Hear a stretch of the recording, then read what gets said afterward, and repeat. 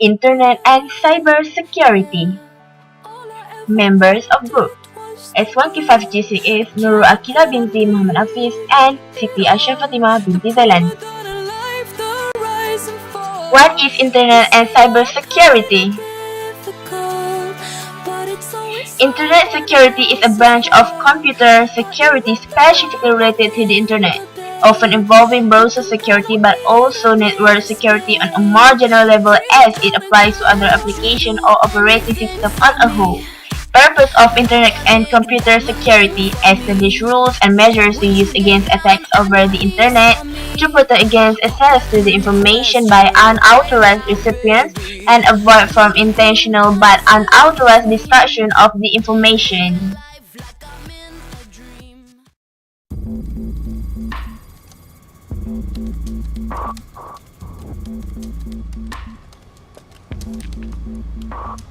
These guys are good.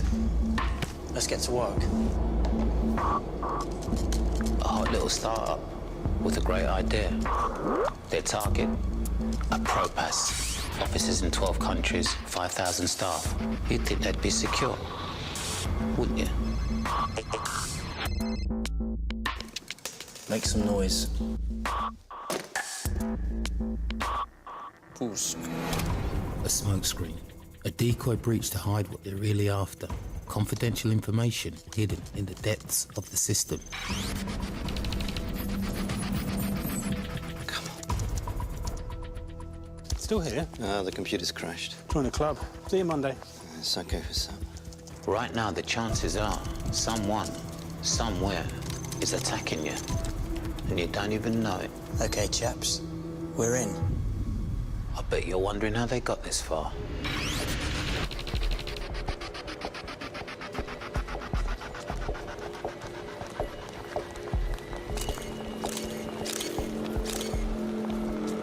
Give us a smile. Lovely.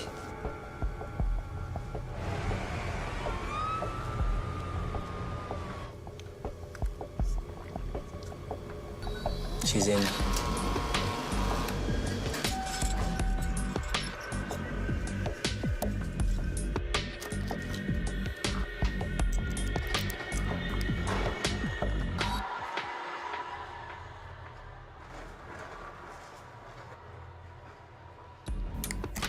Sensitive passwords and system details from a keystroke logger hidden under a desk for 6 months. You got it? Easy. These guys, they know it all. Except, a few weeks earlier, a Propass were hit by a smaller breach. It made the board stop and think how vulnerable they were. So they brought in the experts. It's never just an IT issue. They carried out cybersecurity training from boardroom to basement, identifying what was critical to the business. Threat and intelligence monitoring. They planned a cyber incident response and brought in their own ethical hackers to test the systems and make honeypots to trap the attackers. They reviewed the whole business from New York to Tokyo and devised a game plan for any breach. Make some noise. Pusk. We're in. It's a denial of service attack. We're just monitoring the situation. Have they got into any accounts? Very clever. Someone else bangs on the windows while you hide in the cellar. They're onto us. I'll try blocking them. Is it working? I don't know. Well, I need to know, Gil. Is it working? Lena, launch a worm. These guys are good. They're really good. They're blocking us. Try again. They're blocking us! Try again!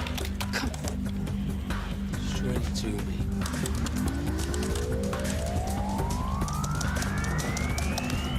Gotcha.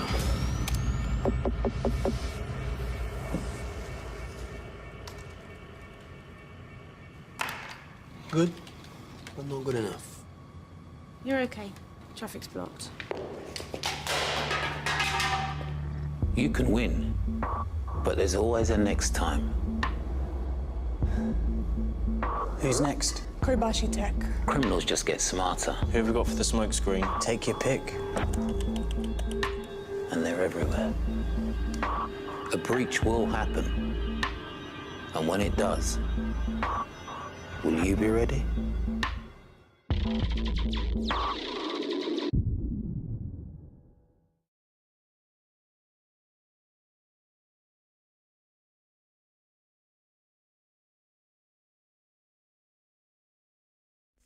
Virus.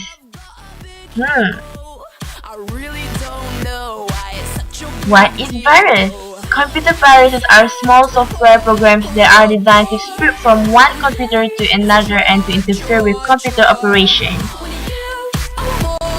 What viruses do? Corrupt or delete data on your computer, erase everything on your hard disk, use your email program to spread itself to other computers. How they are being spread? By attachment in email message or instant messaging message, and through download on the internet.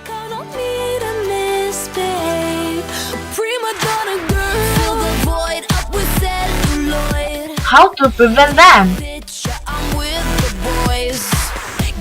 Never open email attachment unless you know who it's from and you are expecting it. Keep your computer covered with the latest update and antivirus tools. Stay informed about recent threats. Run your computer as extended users. Viruses, worms, and Trojans, oh my!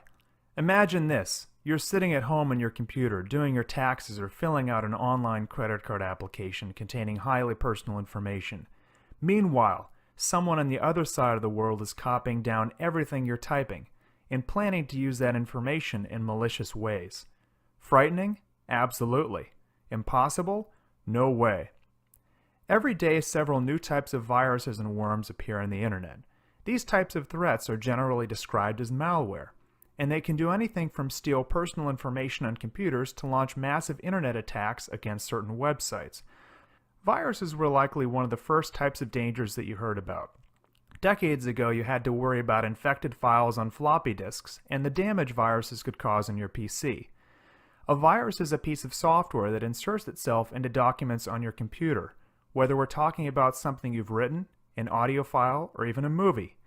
When you open a virus-laden file, your computer creates a copy of the virus and it spreads throughout your machine, much like the flu virus spreads within a person. Viruses can cause various types of effects, ranging from destruction of files, erasing of your entire hard disk, or damage to programs on your computer. A worm, on the other hand, is a program that actually runs on your computer and can even spread itself. It doesn't have to hide within a file. Worms can cause major damage to your machine. A worm could potentially launch an attack on other computers out on the internet, find sensitive files on your machine and steal information from them, or even log all of the keystrokes you type during the day. Scary? For sure. Trojans are essentially a type of worm. However, a Trojan is something that a user must reach out and install himself. While a worm can spread itself automatically between machines, a Trojan relies on a person, you for example, to download and run its payload. Trojans often rely on tricking users into thinking that a file is safe enough to run. Trojans and worms typically have the same effect on your computer. It's just a matter of how the malware gets in. To make matters more interesting, some of the really scary malware is actually designed to be silent on your computer, watching what you do, recording personal information, and possibly sharing your secrets with criminals around the world. Definitely not good.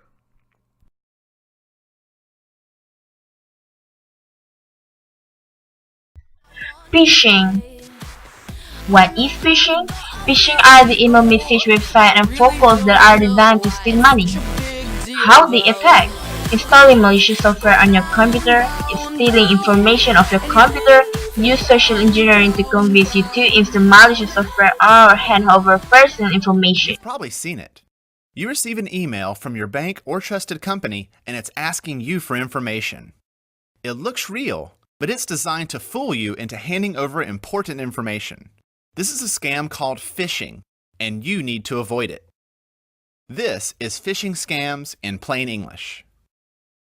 Most of us have gotten used to doing business online. We buy and sell things. We have accounts with sensitive information. The risk of doing business online is low as long as you deal directly with organizations you trust. Problems occur when criminals impersonate these organizations and fool you into handing over sensitive information like account numbers, passwords, and PIN numbers. The key to avoiding this scam is awareness. Here's one example. You receive an email that looks like a trustworthy message from a bank. It asks you to click a link to verify information. You assume it's legit, so you click the link and log in to what appears to be your bank's website. At this point, the scam is complete. You've handed over your bank password to the crooks who can use it to take your money. Boo! They were able to fool you by impersonating the bank's website. There are a few keys to detecting phishing emails. They often try to scare you by saying your account has been accessed or security has been compromised. They also insist that you click a link to verify information or fill out a form. Do not click links or fill out forms in suspicious emails. The email may also have misspellings and call you something like valued customer. The crooks don't know your name. Remember, phishing emails may use the exact same logos, phone numbers, and addresses that appear on your statements or bills. Always be suspicious of an email that asks for your information. No exceptions. If you receive a phishing email, stay calm. There's no risk to receiving it. Just delete it. You can also safely report it by forwarding it to reportphishing@antiphishing.org or spam@uce.gov. If an email does lead you to a suspicious website, remember to look at the web address. The address in your browser should look familiar. If you suspect that criminals have your information, immediately contact organizations where you have accounts. To protect yourself in the long run, you might also consider anti-phishing software. Further, check your online accounts and credit reports regularly, and quickly report anything that is out of place.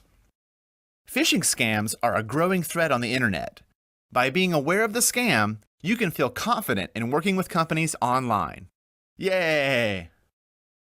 I'm Lee Lefevre, and this has been Phishing Scams in Plain English. For more detailed resources and videos about technology, security, mobility, and marketing, visit CenturyLink.com/SMB-resources. Spam. What is spam? Spam is any kind of unwanted online communication which includes unwanted email. Some spam is annoying but harmless, but some spam is part of an identity theft, scam, or other kind of fraud. How to prevent from spam? By using email software with built-in spam filtering. Say no to spam. Welcome to Online Connect IT's how-to video. So what is spam? Spam is unsolicited junk mail sent to you by companies that are trying to sell you their products or services. It's like the junk mail you get through your door, but in an electronic format sent to your inbox. Why do people send spam? Spammers will take a database of names and send their email to everyone on the list. Spammers work on the basis of percentages. So out of the thousands of people they target, they count on a small number of those people buying their product. How does spam reach my computer? Spam is sent across the internet to the server that stores your mail. This in turn is collected by you. So how can I prevent spam reaching me? It's virtually impossible to stop spam from reaching you altogether, but there are 4 main things that you can do to combat the threat of spam. Number 1. Don't give your email address to unreliable sources. Avoid signing up to free offers that are sent to you or that pop up on your browser screen. They are designed to capture your address. This is like giving out your mobile number to strangers on the street. If you have to sign up for services on the internet, make sure you tick the opt-out box to say you don't want to be contacted by third parties. You could also sign up for a second email address so any responding spam gets sent to a secondary email address rather than your work email. Number 2. Spam protection on your computer. Most mail packages can filter junk mail to your computer, or you can buy an additional software that can do it. Number 3. Spam protection from your ISP. Your internet service provider can also provide a level of protection against spam. Good ISPs will provide this service at no extra cost. Speak to them or check the bundle you've signed up to. Your ISP will block potential spam before it reaches you. Fourth and finally, spam protection from a hosted service. In addition, there are hosted services that can provide protection for your company, priced per head. This can be included as part of your broadband package. This works by an intermediary intercepting incoming mail, looking for spam and potential harmful viruses. This method allows greater control of the level of the content that reaches you. You can also tailor it to block certain senders.